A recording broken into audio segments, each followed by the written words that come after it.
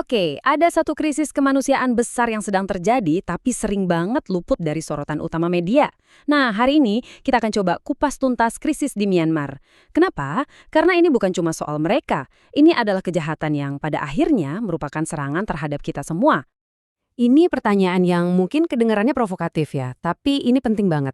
Seringkali perhatian kita kan tersedot ke satu penderitaan di satu belahan dunia. Padahal di tempat lain ada krisis yang sama-sama genting. Yuk kita bedah bareng, kenapa sih situasi di Myanmar ini butuh perhatian dan tindakan yang setara dari kita. Nah, biar kita paham masalah yang kompleks ini, kita akan bahas 5 hal. Pertama, kita lihat skala kekejamannya. Terus, ada kisah seorang penyintas yang luar biasa.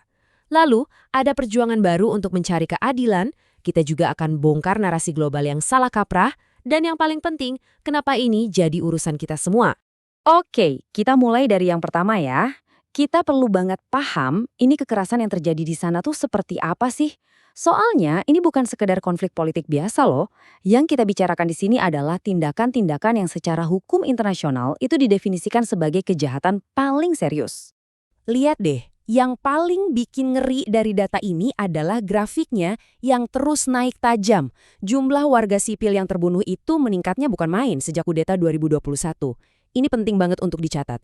Ini bukan kekerasan acak atau kecelakaan. Ini adalah eskalasi yang disengaja, sistematis, dan menargetkan rakyat yang gak berdaya. Nah, ada istilah hukumnya nih, yaitu atrocity crimes atau kejahatan kekejaman. Ini bukan istilah sembarangan ya, ini punya definisi hukum yang sangat spesifik. Maksudnya adalah kejahatan-kejahatan yang melanggar hukum internasional paling dasar, kayak genosida, kejahatan perang, penyiksaan. Jadi ini tuh kriminalitas level global. Dan ini tuh bukan cuma teori di atas kertas, contohnya nyata dan mengerikan. Kita bicara soal serangan udara yang sengaja menyasar wilayah sipil. Junta militer pakai pesawat tempur mereka buat ngebom pusat pengungsian. Bayangin, pas hari HAM sedunia, mereka malah ngebom rumah sakit. Mereka juga sengaja bikin kondisi hidup yang mustahil buat orang Rohingya biar musnah pelan-pelan, bahkan sampai menjadikan warga sipil tameng hidup. Oke, angka dan definisi hukum itu penting. Tapi, biar kita benar-benar ngerasa, benar-benar paham tragedi ini, kita harus dengerin langsung dari mereka yang ngalamin. Sekarang kita akan dengar kisah dari Yasmin, seorang aktivis Rohingya. Dengerin deh kutipan ini. Dalam banget ya. Ini bukan cuma soal lari dari bahaya. Ini soal seorang ibu yang bikin keputusan paling berat untuk memutus rantai penderitaan. Dia nggak mau anaknya ngalamin hidup yang sama susahnya kayak dia dan neneknya. Ini sebuah pengorbanan yang luar biasa, cuma demi satu hal, kesempatan hidup yang lebih baik buat anaknya. Perjalanan hidup Yasmin ini dari awal udah dibentuk oleh pengungsian. Coba bayangin, umur 3 tahun, dia udah jadi korban genosida. Seluruh masa kecilnya dihabiskan sebagai pengungsi tanpa negara, tanpa rumah. Sampai akhirnya, dia menemukan kekuatan untuk jadi suara bagi komunitasnya di panggung dunia. Dan kisah Yasmin ini sayangnya bukan kasus langka. Angka ini nunjukin segalanya. Cuma 1%. Artinya, 99% dari seluruh populasi Rohingya di dunia itu hidup tanpa kepastian, tanpa kewarganegaraan, tanpa perlindungan negara manapun. Mereka benar-benar jadi stateless, nggak punya negara. Ini yang bikin mereka jadi salah satu komunitas paling rentan di muka bumi. Oke, setelah kita paham betapa pelik masalahnya, sekarang kita beralih ke secercah harapan. Ada sebuah perkembangan hukum di Jakarta yang belum pernah ada sebelumnya. Pertanyaannya, mungkinkah ini jadi titik balik perjuangan untuk mencari keadilan? Jadi, apa sih yurisdiksi universal itu? Kedengarannya ribet ya, tapi intinya gini. Ada beberapa kejahatan yang saking parahnya dianggap bukan lagi kejahatan terhadap satu negara, tapi kejahatan terhadap seluruh umat manusia. Nah, karena itu, negara manapun, termasuk Indonesia, yang punya hukumnya, berhak bahkan punya kewajiban untuk mengadili pelakunya. Nggak peduli kejahatannya terjadi di mana atau siapa korbannya. Nah, yang terjadi di Jakarta ini adalah sejarah loh. Untuk pertama kalinya di Indonesia, sebuah kasus di bawah prinsip yurisdiksi universal ini resmi diterima oleh kejaksaan. Ini artinya apa? Ini membuka pintu keadilan yang tadinya kayaknya mustahil. Kejahatan yang terjadi di Myanmar sekarang bisa diadili di sini, di Indonesia. Ini berarti para pelaku nggak bisa lagi seenaknya bersembunyi di balik perbatasan negara mereka. Nah, bagian ini penting banget. Kita akan bongkar beberapa mitos atau narasi yang paling menyesatkan soal krisis Myanmar. Narasi-narasi inilah yang bikin dunia jadi salah paham sama apa yang sebenarnya terjadi di sana.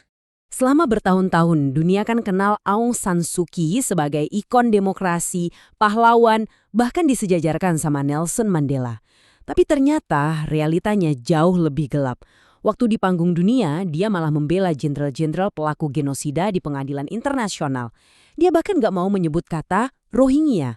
Ini menunjukkan kalau dia sebenarnya bagian dari kelompok etnis Bama yang dominan dan supremasis. Kalau ada satu momen di mana topengnya terbuka, mungkin ini dia. Komentar ini nggak sengaja kerekam di mikrofon yang masih nyala. Ini benar-benar ngasih kita gambaran yang mengejutkan soal sikap dia yang sebenarnya. Menunjukkan ada prasangka yang sangat dalam yang bisa menjelaskan kenapa dia bersikap seperti itu atau kenapa dia nggak melakukan apa-apa terhadap Rohingya. Oke, selain mitos soal Aung San Suu Kyi, ada satu lagi nih kesalahpahaman yang parah banget, yaitu anggapan kalau kebijakan non-intervensi ASEAN itu bakal bawa stabilitas. Kenyataannya justru kebalikannya. Sikap diam ASEAN ini sama aja kayak ngasih lampu hijau buat junta militer untuk terus berbuat semena-mena tanpa takut ada akibatnya. Ini kebijakan yang gagal total, yang justru malah memperpanjang penderitaan Myanmar.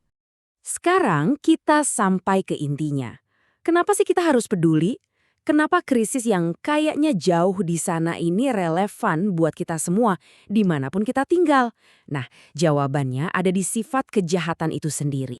Kutipan ini benar-benar mengubah cara kita memandang masalah ini. Ini bukan lagi soal mereka yang ada di sana. Menurut hukum dan moral internasional, penganiayaan terhadap Rohingya itu adalah serangan terhadap kita semua. Ini adalah kejahatan terhadap kemanusiaan. Artinya, ini kejahatan terhadap Anda dan terhadap saya. Dan inilah jawaban untuk pertanyaan di awal tadi. Seharusnya nggak boleh ada yang namanya hierarki penderitaan. Anggapan kalau penderitaan satu kelompok lebih penting dari kelompok lain, itu pada dasarnya adalah rasisme. Genosida di Myanmar sama mendesaknya dengan kekejaman di belahan dunia manapun.